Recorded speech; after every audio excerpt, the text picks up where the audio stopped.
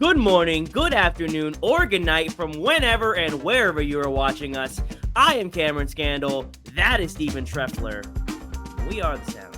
Thank you so much for joining us here today, folks. It is looking out my windows, cold and rainy day here in northeastern Pennsylvania. It's not a great time outside, but you are listening to the sound, so it really couldn't be a better time from wherever you're at. And we got an excellent show for you today. We got a little bit of football, and we got some basketball. Some we haven't covered in a little bit, but we got some good stuff for you. So without further ado, let's get right into it. It is Tuesday of the time of this recording, so we're going to talk about some Monday night games that happened this past night. Game number 1, Cincinnati and the Rams. The Bengals won 19-16, but really not an excellent game from anybody on the roster. Joe Burrow, 259 yards, no touchdowns, but 1 interception. Matt Stafford, 270 yards, 1 touchdown, and 2 interceptions. But a big game from Jamar Chase. I shouldn't say nobody played good. 141 yards from Jamar Chase. Probably his best game this season, but no touchdowns on his end. Steve, I know we're only 3 games in, and you and I have talked a lot about other players, the Dolphins in particular, about how, and Tua, 3 games in, let's just relax, all that good stuff. But the Bengals don't look good. The wheels are still rusty. I don't think they're stringing together good plays. I mean, clearly Joe Burrow's health has a large portion, if not the entirety, to do with that. They need Joe Burrow to be excellent to win games, just plain and simple. There is, obviously, we've talked about before on the show, the quarterback is the most important position on the field.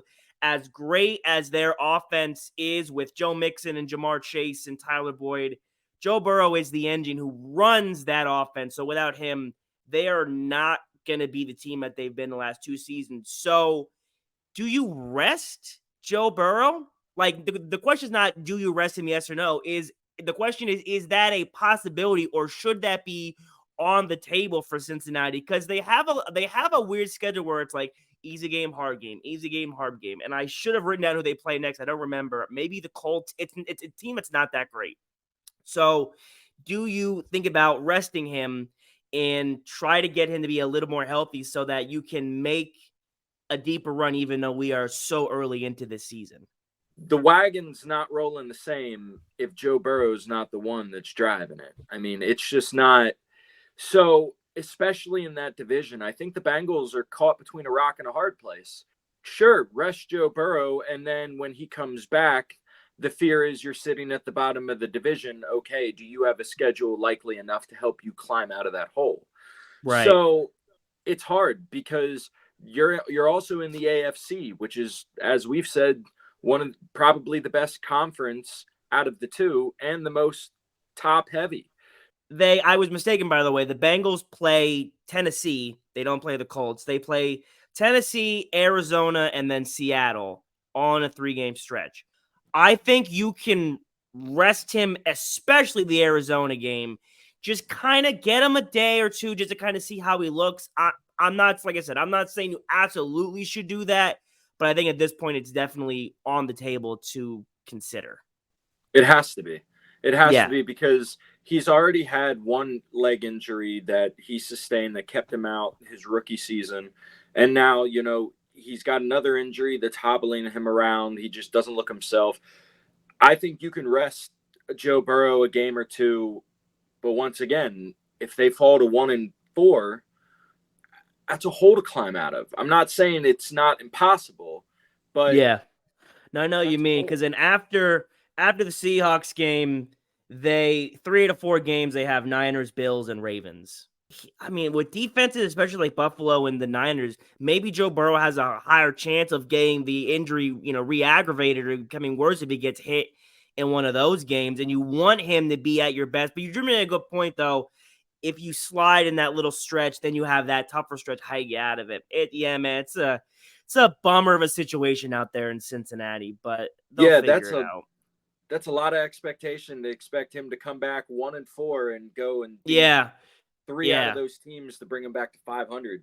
Man, it's so hard. It's so hard, yeah. But 19-16, the Bengals squeak out of that one against the LA Rams. On the other side of the ball, Cam, I have a question for you. What happened to the Super Bowl Rams? What happened to, they lose Jalen Ramsey, Cooper Kupp's hurt. But outside of that, I can't name big pieces that they lost off of that Super Bowl team. And Matt Stafford's back and he's throwing for almost 300 yards a game right now. Like, what happened to those Super Bowl Rams? Or was that a fluke?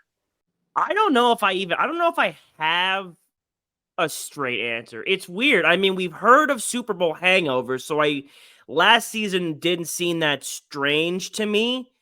But with Cooper Kupp being hurt and maybe Matt Stafford's older, not that he's a bad quarterback, but maybe just not good enough anymore to be at the high level winning you need. And as great an all-time great player that Aaron Donald is, defense isn't going to win you games. Well, I shouldn't say having your best player on defense isn't a great way to win games and get back to that status or that caliber. And the other Monday night game, one that I was much more interested in, and Steve for that matter, the Philadelphia Eagles beat the Tampa Bay Buccaneers 25-11. It's almost like there was a couple guys on the internet who said that Tampa Bay might be pretty good. Now, they didn't play great last night, but they played against the Eagles. I mean, what are you going to do? Jalen Hurts, his stats are going to mislead you if you didn't watch the game. 23 for 37, 277 yards, a touchdown, and 2 picks. And the picks were bad. The picks were very, very bad picks. Baker Mayfield did not play great. 146 yards, 1 touchdown, 1 pick. I think the rain had a lot to do with, not just Baker, Jalen Hurts too. All the players really, you could tell the rain was affecting them. DeAndre Swift, 130 yards. A.J. Brown, 131 yards. Who's been lackluster this season, I might say, A.J. Brown, but had a pretty good showing this game. Still no touchdowns for him. I have a visitor. Morty's back, everyone. Say hello, Morty. Okay, thank you. Back to the Eagles. A little bit of a down game for the Eagles, and they are a touchy 3-0. Like, there's been a couple games that we've escaped from. We've won, but in like this game, we've won, but in what kind of fashion? It doesn't look right. I have our first loss coming to the Jets. That was pre-Aaron Rodgers dying. But yeah, this Tampa Bay team was in good shape. The Eagles team still in good shape, but I want to see, wow, that was a great game from Philadelphia. It just hasn't happened yet. We never said that the Bucs were going to be these deep playoff contenders. Yeah. We never said that they were going to battle for anything, but we did say they were going to win their division. Jalen Hurts, he doesn't look the same as he did last year. He's making some questionable throws in his first 3 games. Those 2 picks last night were bad, and those aren't throws that I've seen him just launch it into double coverage and expect to get away with it. What I think we need to remember is Jalen Hurts has a lot of weight on his shoulders. There's a lot of expectation from this contract that he just signed. And I still think that he's trying to navigate the waters of what is too much and what is not enough. And I think that Jalen Hurts is right now trying to do a little too much. I think he's trying to be a little, some of these throws are risky.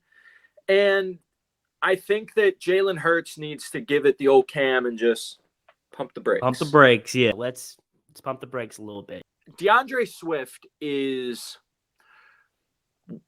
quickly becoming a top 5 running back in the NFL.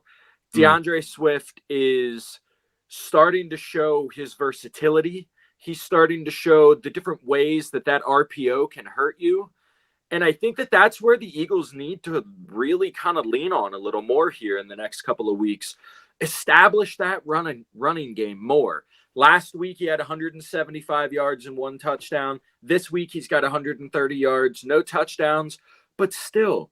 And I think that instead of keeping the ball in Jalen Hurts' hands in some of those 3rd down and 4s, let Swift get it for you. I said when we predicted the Eagles and Dolphins schedules that for any team in the NFL to repeat or even go back to the Super Bowl, you need a special all-time caliber player on your roster. Now, the Eagles have plenty of Hall of Fame guys and plenty of all-time guys, not at the right positions, which I've said before. And you're right. Something just doesn't look like they were last season, which that happens. Very hard to replicate high-level success in the National Football League. As far as how good DeAndre Swift looks, I agree. He's probably a top 5, arguably top 5 running back in the league. But you know what makes him so good?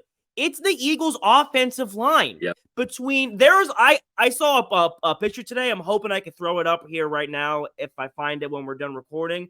The whole DeAndre Swift has to run through is just like it's insane. And even Jalen Hurts, the line is just so crazy good. And that is where all of the, like I said, the all-time great players are. And that's what's being most successful. But again, we're 3 games in. A lot can happen over the course of this season. I just don't know if they're going to be able to do what they did last year, just because of how hard it is for any team to do with any players you have. But yeah, DeAndre Swift definitely emerging as a top back in the league. The Eagles, they look good, but they could certainly look better. I think that's the takeaway from this game. And the Bucs, the Bucs look good. I didn't think the Bucs looked that bad at all last night. I really, really, really think the rain messed up both teams pretty heavy. There was a lot of timely drops by Mike Evans last night that could have really changed the course of that game. I mean, you remember he dropped that ball in the end zone. That changes the way the game's played from that point forward. The rain definitely made an impact on the game, but Mike Evans, I think some of those drops were also uncharacteristic of him. And Baker made good throws. Baker did make good throws. Baker got pressured a lot, which is Philly's line is just good. But yeah, 25. Philly's defensive line is. Oh, Jalen Carter played great last night. He's special. I love Jalen Carter. Did they ever? Yeah. You guys have, in my opinion, the best defensive line in football. I don't see teams having success smashing the ball up the middle on you guys.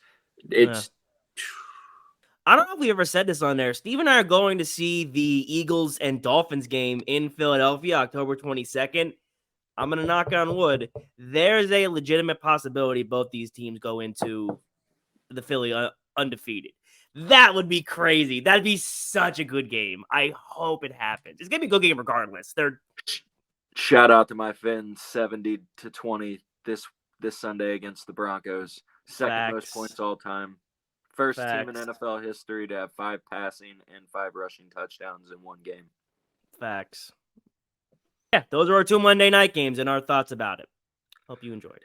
Switching gears, going from NFL to NBA, something we have not talked about in quite a long time. We would like to talk about really one player specifically, and that is Giannis Antetokounmpo. Steve and I had this conversation quite a few months ago about our expectations of Giannis, what needs to happen from him, and what he should be achieving at this point. Giannis has already sent out a tweet saying he is ready for this season, that people should. I don't remember the actual wordage of the tweet. Again, I hope I'll put that up here in editing. But I think he's going to average 40 points a game this season. He just looks like he's a man on a mission. But for as great as Giannis is, which is a top 30 player all time, so far. Here's what he has. Here's what he's done so far. So obviously, I would say 2019 is when he emerged as the best player in the league. At that point in time, he was a 2-time MVP in 19 and 20. He averaged about between those 2 seasons 29, 12, and 6 with a steal and a block. Then he goes into the playoffs, loses to Toronto in the conference finals, and loses to Miami in the second round. Wins his championship in 21, looks excellent. Jokic wins the MVP, whatever. But at that point in time, there's no question Giannis is the best player in the league. He's the best 2-way player in the league, and he probably should have been a 3-time MVP. Good for him. We're looking for him to do that again the following season, 2022. Loses to Boston in 7 in the second round without Chris Middleton. How much does that matter? That's up for you to decide. 32, 14, and 7 the average in those playoffs. Craziness. Then this past season, 23, 11, and 5 in the playoffs, losing to Miami in the first round. Not a great look. Giannis is also, I found out this nifty little stat, the only player to average 25, 10, and 5 with a steal and a block over the multiple seasons. Only player in history to do that. Ceiling of being top 15 at least if he continues on his trajectory. But what trajectory is that? For as great as Giannis is, are there reasons he's losing at these stages in the playoffs? So 2019, Kawhi Leonard went on that monster playoff tour, won the Finals MVP, all that stuff. Okay, I guess. Then he loses to Miami in the second round the next year. What's really the excuse then? Loses to Boston in 22 without Chris Middleton. If he's this all-time great player, should we be looking at him to win that series regardless against a Celtics team who made the finals that year, but we now kind of know they weren't world beaters then and they still really aren't now. But Steve, the kind of whole point of this conversation and why we're talking about it in the show is, when do these things start to matter? And when do we start to be like, all right, maybe we have some more questions than answers about Giannis? Because to me, he's got no more than 2 seasons to win an MVP and a ring. I think if he wins another MVP, good for him. Will not move the needle as heavy as it would a ring and a finals MVP, but time definitely ticking for Giannis Antetokounmpo. Giannis is an all-time great top 30 guy. He's somebody who came in and we gave him the Greek Freak nickname. He's somebody who we hadn't seen a person at that size just moving the way that he moves, the finishing at the rim, just the easiness of just how he plays the game. And I think it starts to matter now because these losses in the playoffs have to matter, because when you look at how we judge the rest of the people who are ahead of him on this list, it mattered for them. There are things that have to matter because we judge other greats at the same level. We use the same criteria. Giannis losing to Jimmy Butler. Some people want to say, oh, it was more about what Jimmy did in that series. Fair. But Giannis also had 2 first-team All-NBA defense guys on his team, and one of them was vying for the Defensive Player of the Year award, and Giannis. Yeah. Like, Giannis losing to the Celtics without Chris Middleton. It has to matter because look at the rest of the team. Yes, Chris Middleton can elevate when the playoffs come, but you still have Drew Holiday, you still have Brook Lopez, and you're still Giannis. You're the best player in the world. So you're supposed to be able to elevate the guys around you to make a win happen. Yeah. But not to mention, Giannis is in a little bit of a battle with Milwaukee right now. He hasn't re-signed that extension. Yeah. He's given thing. He said, I want to see your commitment to winning. And my thing is that, okay, how do the Bucks show him that? That's the next question we need to ask ourselves. Where's Giannis's mindset of you want to be winning? Because we know that Giannis is very respectful of everyone, but of his coach's decisions. I mean, when Budenholzer was there, I had a huge thing where I was like, why isn't Giannis guarding Durant in the Nets series? And it was like, well, Pop's not putting him on him. Giannis needs to take the stance of, I'm Giannis Antetokounmpo. I'm guarding the best player. I'm winning us the game. Give me the effing ball. Giannis's brothers, on the roster, Shannon Sharps has said, if you really care that much, why are they taking up these roster spots? And he has a valid point. If you care so much, why aren't you telling them, why are you letting the Bucks do that and not having someone else be like a better caliber player take that spot? Why aren't you saying, no, coach, I got the best player? Why aren't you saying, give me the ball? Let me put up 50 so we can win this game. We know that he has the skills to be that dominant. So again, when does it become we're not winning because Giannis isn't making us win? And he is that type of player now, and that caliber of player that is a fair criticism to have. Our third and final topic of the day, again, we're going back to NFL talking about one specific player individually, and that is Brock Purdy. Brock Purdy has been the subject of some NFL discussion since he's been in the league for a few different reasons. And the current discussion now that just Steve and I have had with each other is, when do we start to accurately judge Brock Purdy? When does it become time to decide how good he is? Where is his place in the quarterback tiers, and how important is he to the Niners and winning in general for any team. So we've done the research and made our opinion, so you guys don't have to. That's what we're here for. Steve, you said you found some very interesting things and statistics about Brock Purdy, so lead us off. What do you got for us? So Brock Purdy, he's 3-0 this year, 5-0 last year, 8-0 as a starting quarterback in the NFL. Kind of came out of nowhere, Mr. Irrelevant, last pick of the draft. And so I wanted to go back to Brock Purdy's college days and see why people have, a big buzz about him. So Brock Purdy played for Iowa State, the Cyclones, and at Iowa State, when he graduated, he holds 32 school records. 32. He's 16-1 in Big 12 home games. He's the only Iowa State quarterback to ever start 4 bowl games. And in 2022, Brock Purdy was 6th out of all of the D1 college football quarterbacks. He was ranked 6th in the preseason poll. And in 2021, Iowa State was a top 10 preseason team. He's not new to success. He's not new to winning. He's not new to being good. Yeah. And he's come into the NFL and he hasn't missed a beat. He went to 2 state football championships in Arizona, went to 4 bowl games at Iowa State, left the school with 32 individual records, and has now come in to the NFL, and he's undefeated in a good system. I'm not here saying Brock Purdy is a top 10-5 quarterback. But what I'm saying is he's a rookie that has played 8 games in the NFL. Well, he's not a rookie, but he's technically he's new. Sure. He's young. He's the first NFL rookie with 4 touchdowns in a playoff game. He joined Matt Stafford, Aaron Rodgers, and Kurt Warner as the only player with 300-plus passing yards and 4 touchdowns in their first playoff game ever. It is okay to have positive feelings about Brock Purdy. There are still a lot of unknowns, but it is totally fine to be like, man, I think this kid could be really special, because I do think he's going to be really special in just the small sample size that we already have.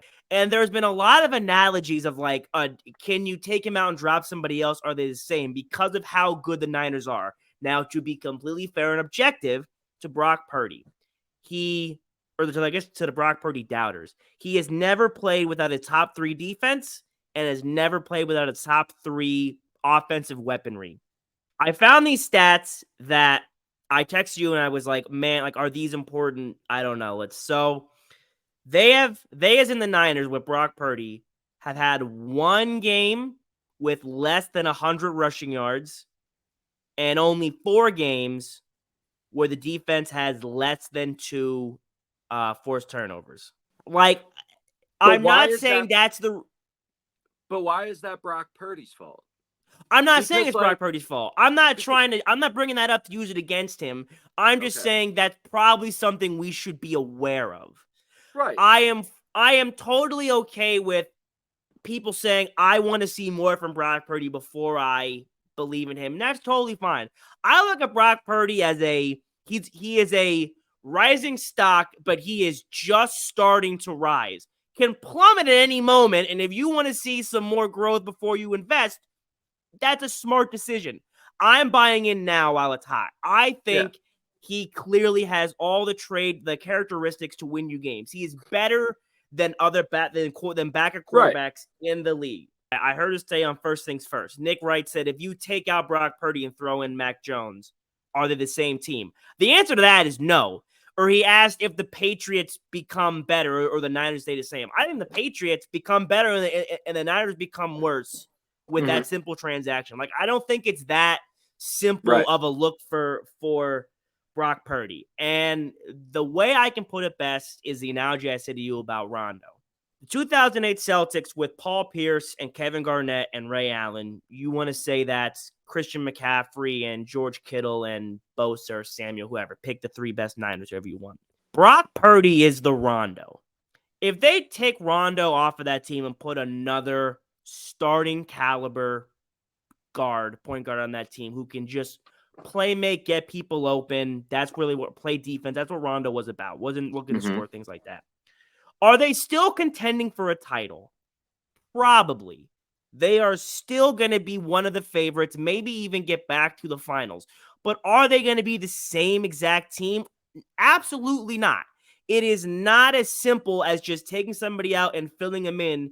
But that's kind of where Purdy's at. He can be replaced, but it is not going to be a easy or simple replacement. He's at that whatever upper echelon middle ground. So I think he's probably a definite top 20. I don't think I can name 20 quarterbacks better than Brock Purdy at this point in time. I think he has potential to be top 13, let's say. But yeah, I think it's totally okay to be like, yeah, Brock Purdy's a good starting quarterback. You can say that about any team in the NFL. You pull and pick, drop and place here. Well, if I take Tom Brady from 2012 and I drop him onto the Niners, are they better or worse? I mean, if I take Tom Brady and put him onto the Dolphins, are they better or worse? All I'm saying is we can't evaluate how good a player is simply by saying, well, if we put them on this team, does that team get better? Because systems are designed for specific players. Certain styles of players will succeed in certain systems and certain others won't. It's not to say that they're a bad player. It's not to say that that person is better than them. Because if we pull Brock Purdy off of a system that is designed for the quarterback, that makes it very easy for the quarterback, quick throws, not a lot of deep bombs, the ball's out of his hand very quickly. He doesn't have to make a lot of decisions. You could put and I know this isn't true, but you could put a monkey in a system like that, and the monkey's going to do okay because you don't have to think. It's not designed. It's a quick offense. But if you put Brock Purdy on, let's say, the Titans, does it make that much of a difference? Because it's not designed for a passing quarterback. It's designed for a running style player. See, so, I get what you're saying. I just kind of completely disagree with what you're saying. And it doesn't matter what, I hate when people try and say, oh, well, if you put Mac Jones in that system, they'd be better. I think Brock Purdy's a better quarterback than Mac Jones. Right. It's different. Okay, so then I see what you're saying, because you're saying the quarterback plays by the system that's in place with the franchise because it's built for them. I understand that, and that's probably true to a sense if you're a Jalen Hurts or a Joe Burrow or a Josh Allen, where you're that good that you can't. I think the Niners, their offense is tailored around the weaponry. I don't think it's tailored around the quarterback, which is why I think people use that analogy of replace as a fair enough comparison. Is the argument that people are making that Brock Purdy's success is only because of the weaponry he has? Yes. But people are saying because the Niners are. But if you put any other good starting quarterback in that position, if you put if you put a Joe Burrow, a Jalen Hurts, a Josh Allen, whatever, wouldn't you expect success as well? Ding, ding, ding. What do we have for her, Johnny? So what you're saying is that I'm not saying you believe this, but what you just said is Brock Purdy's only good because the Niners are good. It's not because of Brock Purdy. Well, no, that's the argument. It's just because Brock Purdy's that good. But you just okay. So you think that the argument would be then, let's do Mac Jones and Brock Purdy. Do you think Mac Jones would be as successful as Brock Purdy because he would have Brock Purdy's weapons? No. Would we think, okay, I agree. But that's what people are saying, that because of how good the Niners defense is and because of how good the weapons are, you can put anybody in there and they will look good. Dumb. All you got to do is, that's what I think. That's what I was like. No, that's what Nick's trying to say. That's why I was bringing up the stats. The argument is the Niners are so good, anyone could run quarterback. It's not because of their weaponry. It's because Brock Purdy's that good. If you replace the quarterback, do you still think the Niners are contenders? Let's say Baker. They contenders? Wild card team. I think they're contenders with Baker. I think that's okay. What about Kirk Cousins? I think they're contenders with Kirk Cousins. No, because they might be. Kirk I think they're Cousins has a contenders if bigger Goff is there. Kirk Cousins has a large enough pool to show me that when the lights are brightest, he sucks. So it doesn't matter if you replace. The fact of the matter, Cam, is that the quarterback still has to throw the football. Yeah, I agree. The quarterbacks that we're talking about have a history of not doing it when the lights are brightest, but this kid did it when the lights are brightest. He as a rookie, took a team to a conference championship. Yeah, I'm not, like I said, I believe in Brock Purdy. I'm not disagreeing with you. I'm just trying to, I think the argument is there. I'm never going to tell somebody they're wrong if they don't believe in Brock Purdy, because I think the argument is very legitimate.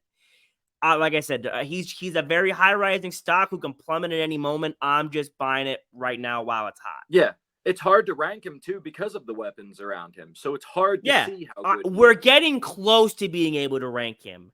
We're getting very close. Like I said, I think projection right now, he'll finish as a top 13 quarterback in the NFL. I don't know if I can name that many quarterbacks that would be better than him by the end of the season, based on what we're seeing right now and past examples. I agree.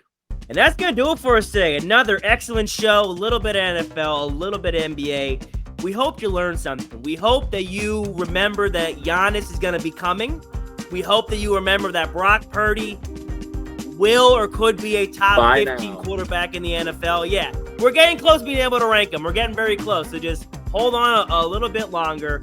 And of course, always remember that if you are ever in need of intelligent and cogent sports analysis, just listen to the sound. We will always have you covered. Thank you so much for joining us today, folks. We hope you have a great rest of your day. Stay safe, take care, and we'll see you next time. Listen to the sound. I listen to the sound.